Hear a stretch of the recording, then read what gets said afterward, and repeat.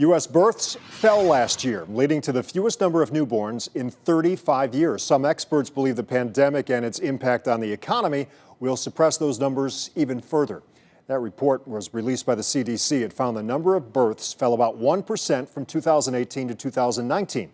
Birth rates continued to drop for teen mothers and for women in their 20s. U.S. births have now fallen all but 1 year since 2007. That's when the recession hit. The drop continued even after the economy rebounded.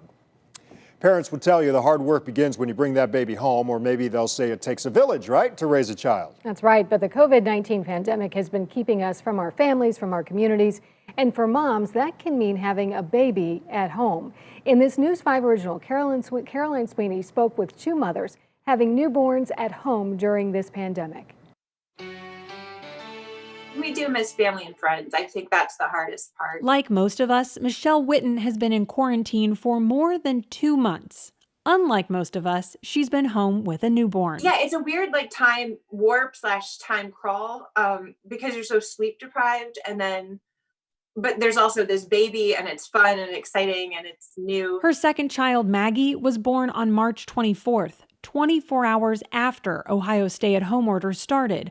Witten had Maggie at home with a midwife instead of at a hospital. It was the pandemic that ultimately pushed me in this direction. But when everyone left her house, it was just Witten and her husband, now with a newborn and a 3-year-old. Some people have come and visited through the window, but that's all you can do. Rachel O'Donnell gave birth at her house at the beginning of April. Everything was on my schedule, my terms, not necessarily on the clock. It meant staying in lockdown with a newborn and 3 other children.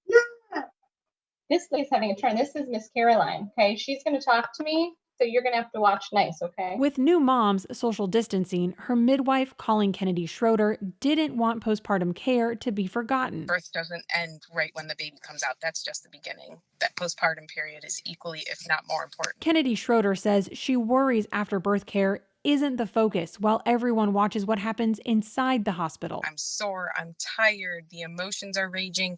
I think that's the part that's missing. Witten says she misses her family, her community, and she is concerned about postpartum depression.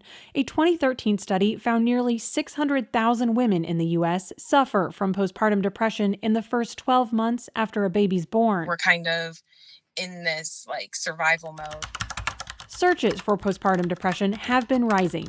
This Google trend line shows a steady uptick in searches since the pandemic was declared in mid-March. In Cleveland, Caroline Sweeney, News 5.